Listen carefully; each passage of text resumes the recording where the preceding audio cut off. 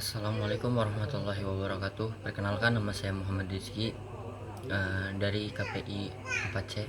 Di sini saya akan mengerjakan tugas public speaking. Nah, yang dimana tugas ini adalah menganalisis gitu salah satu tokoh favorit ya, eh, dari yang berbicara dari pilar etos, logos dan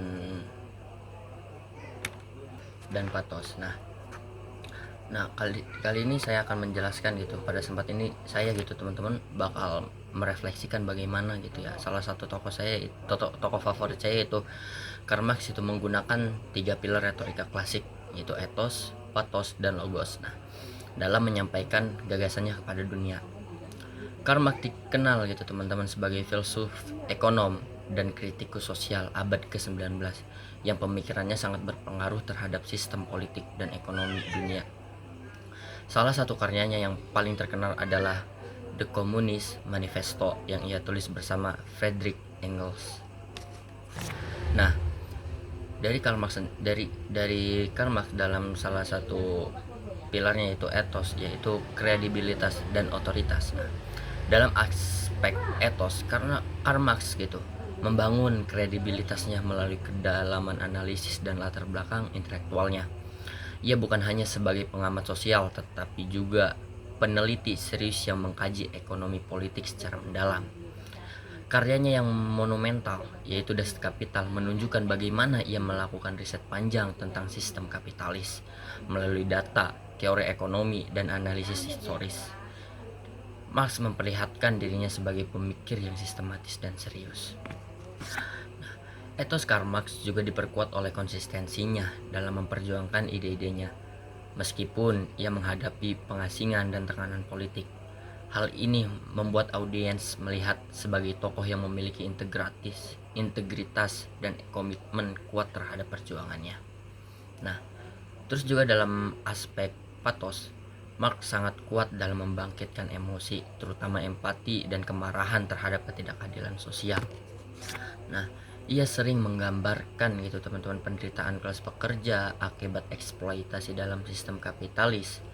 Kalimat-kalimatnya dalam The Communist Manifesto terasa tegas dan menggugah.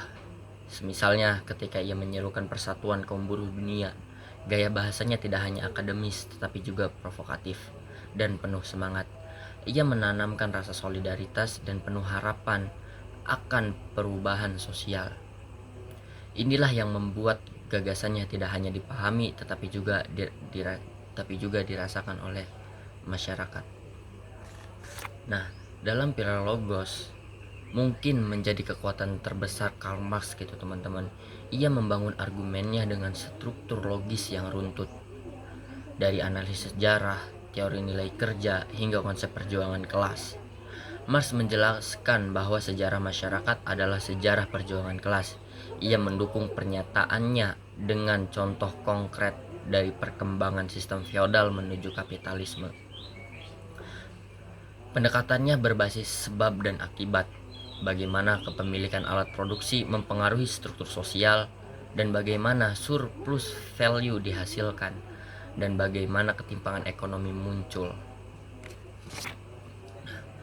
Dengan logika yang sistematis gitu teman-teman, ia membuat audiens merasa bahwa argumennya masuk akal dan struktur. Nah, dari analisis ini gitu ya teman-teman, saya menyadari kekuatan komunikasi Karl Marx terletak pada keseimbangan antara kredibilitas, emosi, dan logika.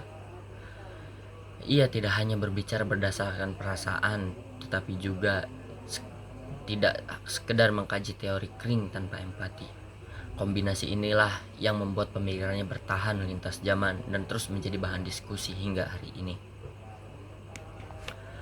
Nah, bagi saya pribadi gitu teman-teman, ini menjadi pelajaran bahwa dalam menyampaikan gagasan, baik di ruang kelas, media sosial, maupun forum publik, kita perlu membangun kepercayaan, menyentuh hati, dan tetap berpegang pada logika yang kuat.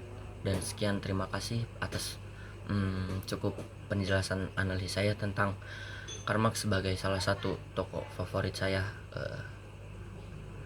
Wabillahi taufiq wal hidayah. Assalamualaikum warahmatullahi wabarakatuh.